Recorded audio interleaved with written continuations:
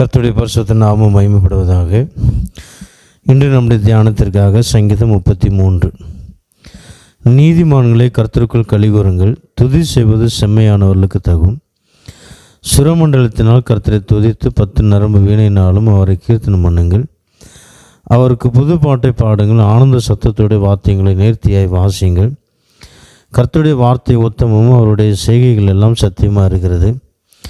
அவர் நீதியிலும் நியாயத்திலும் பிரியப்படுகிறார். பூமி கர்த்தருடைய காருண்யத்தினால் நிறைந்திருக்கிறது. கர்த்தருடைய வார்த்தையினால் வானங்களும் அவருடைய வாயின் சுவாசத்தினால் அவைகளின் சர்வசேனை உண்டாக்கப்பட்டது. அவர் சமுத்திர ஜலங்களை குவியலாக சேர்த்து ஆழமான ஜலங்களை பொக்கிஷ வைப்பாக வைக்கிறார். பூமியெல்லாம் கர்த்தருக்கு பயப்படுவதாக. உலகத்தில் உள்ள குடிகள் எல்லாம் அவருக்கு அஞ்சியிருப்பதாக. அவர் சொல்ல ஆகும், அவர் கட்டளையிட நிற்கும். கர்த்தர் ஜாதிகளின் ஆலோசனையை விருதாவாக்கி ஜனங்களுடைய நினைவுகளை அவமாக்குறார். கர்த்தருடைய ஆலோசனை நித்திய காலமாகவும் அவருடைய இருதயத்தின் நினைவுகள் தலைமுறை தலைமுறையாகவும் நிற்கும். கர்த்தரை தங்களுக்கு தெய்வமாக கொண்ட ஜாதியும் அவர் தமக்கு சுதந்திரமாக தெரிந்து கொண்ட ஜனமும் பாக்கியமுள்ளது. கர்த்தர் வானத்திலிருந்து நோக்கி பார்த்து எல்லா மனுப்புத்தரையும் காண்கிறார். தாம் வாசமாக இருக்கிற ஸ்தானத்திலிருந்து பூமியின் குடிகள் எல்லார் மேலும் கண்ணோக்கமாக இருக்கிறார்.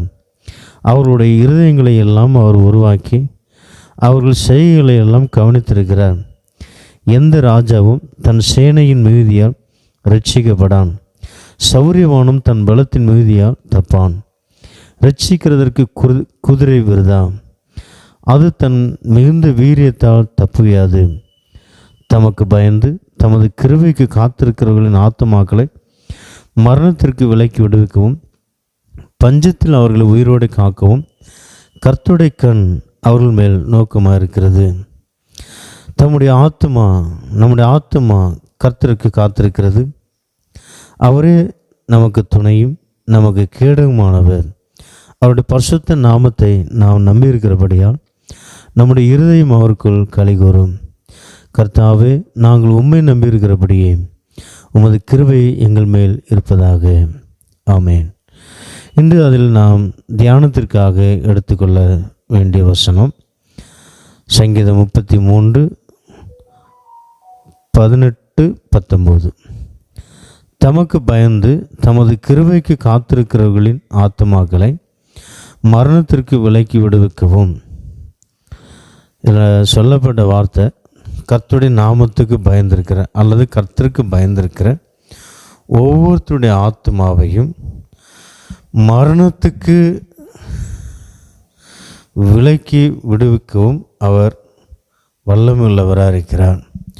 ஒவ்வொருத்தருடைய ஆத்மாவை பற்றி சொல்லப்பட்டிருக்கு. ஒரு மனுஷனுடைய சரீர மரணம் மனுஷனுடைய தேவனுடைய குறிக்கப்பட்ட நாட்களில் நடக்கும்.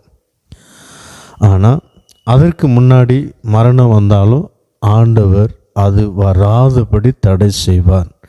ஒருவேளை உங்களுடைய சரீரத்தில் வியாதினால் டாக்டர்கள் கைவிட்டு விட்டுருக்கலாம். இந்த வியாதி தீரா வியாதியாக இருக்கலாம்.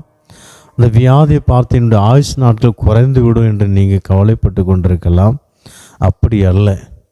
கர்த்தர் உங்களுக்கு நீடித்த நாட்களை தர அவர் வல்லமையுள்ளவராக இருக்கிறார். நாம் அவருக்கு பயந்து நடந்தால் போதும். அவர் நம்முடைய ஆத்துமாக்களையும் மரணத்திலிருந்து விடுவிக்க அவர் வல்லமையுள்ளவராக இருக்கிறார். சரீரத்தையும் பொல்லாத விதமான மரணத்தினின்றும் தேவன் நம்மை விடுவிக்க அவர் வல்லமையுள்ளவராக இருக்கிறார். நாம் பயப்படவே கூடாது. நாம் கர்த்தருக்கு மாத்திரம் பயப்பட்டால் போதும். மனுஷனுக்கு பயப்படுகிறது கண்ணியை வருவிக்கும் என்று நீதிமொழிகளில் வாசிக்க முடியும் இல்லையா? நாம் எக்கார்ந்து கொண்டோம் மனுஷனுக்கு பயப்படக்கூடாது. எந்த பிரச்சனையை பார்த்து பயப்படக்கூடாது. நாம் கர்த்தருக்கு பயந்து அவருடைய சமூகத்தில் காத்திருந்து பாருங்கள். உங்கள் பிரச்சனையோ வியாதியோ எதுவாக இருந்தாலும் நசரனாகிய இயேசுவின் நாமத்தினால அது அப்படியே உங்கள் சரீரத்தை விட்டு வெளியேறும். எனக்கு அருமையான தேவனுடைய பிள்ளையே, நாம் ஒருபோதும் சோர்ந்து போகக்கூடாது. நம்முடைய ஆத்மாவை என்ன செய்கிறாரா? மரணத்தினின்று விடுவிக்கிறாராம். ஆத்மா மரணத்துக்கு ஏதுவாக செல்லுமானா அதுதான் நரகம். நித்திய நரகத்தில் ஜீவனுக்கு ஏதுவான விதத்தில் நம்முடைய ஆத்மா மரித்து அந்த நரகத்துக்கு ஏதுவான விதத்தில் ஆத்மா உயிர்ப்பிக்கப்படும். அப்படி என்றால் நரக வேதனைப்படுவதற்காக அது ஜீவனுள்ளதாக இருக்கும். அது நித்திய ஜீவனுக்கு ஏதுவாக தேவன் நம்முடைய ஆத்துமாக்களை உயிர்ப்பிப்பார். அதை பற்றி தெளிவாக சங்கீதக்காரன் சொல்லியிருக்கிறார். நித்திய ஜீவன், அனந்த நித்திய மரணம்னா அது ஆவி உள்ளான மனுஷன் அல்லது ஆத்மா மரணத்துக்குள்ளாக காணப்படுகிறது, வெளிப்படுத்துகிறது. அதுதான் செத்து போன பிறகு ஒன்றும் தெரியாது இல்லையா. ஆத்மா மரிச்சு போச்சுன்னா ஒன்றும் இல்லை. அப்போது நரக வேதனைன்று நான் படிக்கிறோமே. ஐஸ்வர்யவான் நரக வேதனைப்பட்டார் என்று படிக்கிறோமே. நான் சொல்ல புரிய நினைக்க. அப்படின்னா நரக வேதனை நித்திய ஜீவனுக்கு ஏதுவான ஒரு மரணம் வராதபடி தேவன் நம்முடைய ஆத்மாவை பாதுகாப்பார். புரிந்து கொள்ளணும். நரகத்தில் மரணம் அப்படின்னு இல்லை, ஆத்மா உயிரோடு இருக்கும். அது நித்திய நரகத்துக்கு உள்ளான ஒரு உயிர் கொடுக்கப்படும். எனக்கு அருமையான தேவனுடைய பிள்ளையை, இந்த காலை நேரத்தில் கர்த்தர் உங்களோடு பேசுகிற வார்த்தை, உங்கள் சரீரத்தில் பலவீனமாக இருக்கலாம், வியாதியாக இருக்கலாம், போராட்டமாக இருக்கலாம். உங்கள் சரீரத்தில் எந்தவித ஏதாவது ஒரு மரண பயத்தை பிசாசானவன் கொடுத்து கொண்டே இருப்பான். சில நேரம் நீ சத்துரு, உனக்கு இந்த உலகத்தில் ஒன்றுமே இல்லை, பிசாசை சொல்லிகிட்டே இருப்பான். உனக்கு நாள் அவ்வளோந்தான், உன் நாள் குறிக்கப்பட்டாச்சு. ஏதாவது பொல்லாத மனிதர்கள் சொல்லலாம் அவங்கள பார்த்து. பயப்படாதுங்க. கர்த்தர் தம்முடையவர்களை, கர்த்தருக்கு பயப்படுகிறவர்களை மரணத்துக்கு விலக்கி விடுவிக்கவும் அவர் வல்லமுள்ளவராக இருக்கிறார். 19வது வசனத்தில் நாம் என்ன வாசிக்கிறோம்? கர்த்தருக்கு பயப்படுகிற பிள்ளைகள் என்ன செய்கிறாராம்? பஞ்சத்தில் அவர்களை உயிரோடு காக்கவும் கர்த்தருடைய கண்கள் அவர்கள் மேல் நோக்கமாக இருக்கிறது. பஞ்சம் கொரோனா நேரத்தில் எவ்வளோ பஞ்சங்கள், எவ்வளோ கஷ்டங்கள். ஆபிரகாமுடைய வாழ்க்கையில் பஞ்சம் நேரிட்டுச்சு. ஈசாக்குடைய வாழ்க்கையில் பஞ்சம். ஆனாலும் அவர்களை தேவன் என்ன செய்தார்? போஷித்தார் இல்லையா. பஞ்சத்தினால் அவங்க இறந்து போனான்னு போட்டிருக்குதா? இல்லை. கொரோனா நேரத்தில் இன்று வாழ்க்கையில் நடந்த சம்பவம். வாடகை வீட்டில் இருந்தே எனக்கு வாடகை கிடச்சிது. ஹல்லேலூயா. எங்கேயுமே மீட்டிங் இல்லை, வாடகை வீட்டில் மீட்டிங் நடத்தணும். அங்கே வந்த கர்த்தருடைய பிள்ளைங்க காணிக்க வாரம் கொஞ்சமாக கொடுத்தாங்க. வாடகை கொடுக்குறதுக்கு எனக்கு கர்த்தர் கொடுத்தார். ஆமேன். அந்த இடத்துல ஜெபம் வச்சோம். அந்த இடத்துல ஜெபத்துக்கு வந்த கர்த்தருடைய பிள்ளைங்க காணிக்க கொடுத்தாங்க. அதே வீட்டில் வாடகை கொடுக்குறதுக்கும் கர்த்தர் எங்களுக்கு உதவி செய்தார். அப்போ கஷ்டமான நேரம் கொரோனாவில் எங்கேயும் வீடு விசிட்டிங் பண்ண முடியாது, ஜெப ஆலயத்தில் கிடையாது, ஆலயம் ஒன்றும் கிடையாது, எங்கேயும் வெளியில் போக முடியாது. எவ்வளோ கஷ்டப்பட்டேன் இல்லையா. ஆனால் அந்த நேரத்தில் கர்த்தர் என்ன அற்புதமாக நடத்தினார். உங்களையும் அற்புதமாக நடத்தியிருப்பார். நீ சாட்சி சொல்லுங்க அப்படின்னா நீ சாட்சி சொல்ல முடியும். எத்தனையோ பேர் ஆண்டவர் அற்புதமாக நடத்தினார்.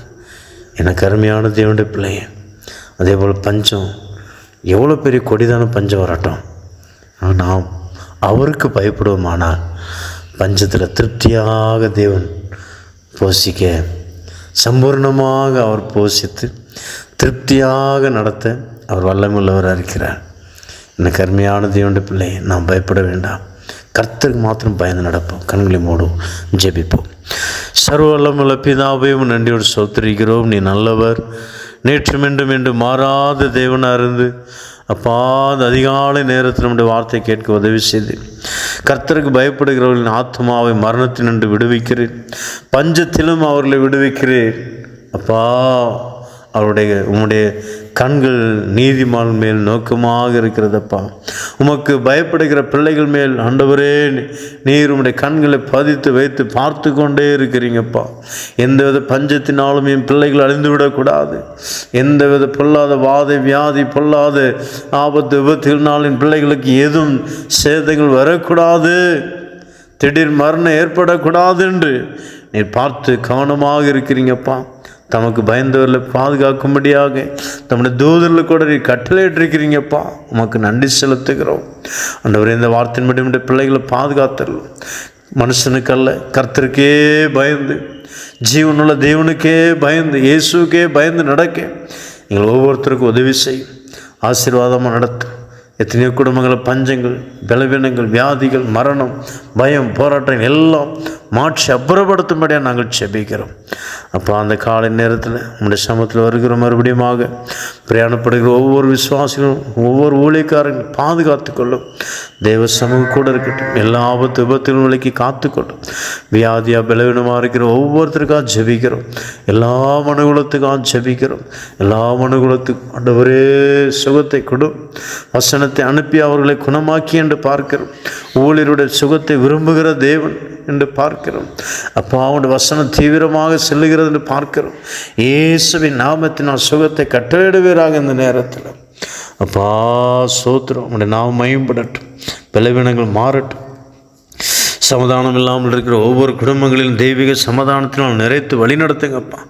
தெய்வீக சமாதானம் ஆளுகை செய்யட்டும். எத்தனையோ குடும்பங்களுக்கு சமாதானம் இல்லை, சந்தோஷம் இல்லை, வருமானம் இல்லை. நசர்னா இயேசுவின் நாமத்தில் சமாதானத்தை கெடுக்கிற பொல்லாத வல்லமைகளை நிர்மூலமாக்குறோம். சமாதானத்தை கொடுங்கப்பா. பிரிந்திருக்கிற குடும்பங்கள் ஒன்று சேரட்டும். நீர் அற்புதம் செய்யும்படியாக நாங்கள் செபிக்கிறோம் அப்பா. உம்முடைய நாம் மேம்படட்டும். ஆசீர்வதி கிருபை கூட இருக்கட்டும் அப்பா. தேவ சமாதானம், தேவ சுகம் ஒவ்வொரு குடும்பங்களிலும் ஆளுகை செய்யும்படியாக நாங்கள் செபிக்கிறோம். இந்த வசந்தபடி நாங்கள் ஜீவிக்க எங்கள் ஒவ்வொருத்தருக்கும் உதவி செய்கிறார்கள். கிருபை கூட இருக்கட்டும். நசரேனாகிய இயேசு கிறிஸ்துவின் நாமத்தில் வேண்டிக் கொள்கிறோம் எங்கள் ஜீவனுள்ள நல்ல பிதாவே. ஆமென். கர்த்தர் உங்கள் அனைவரையும் ஆசீர்வதிப்பாராக. ஆமென்.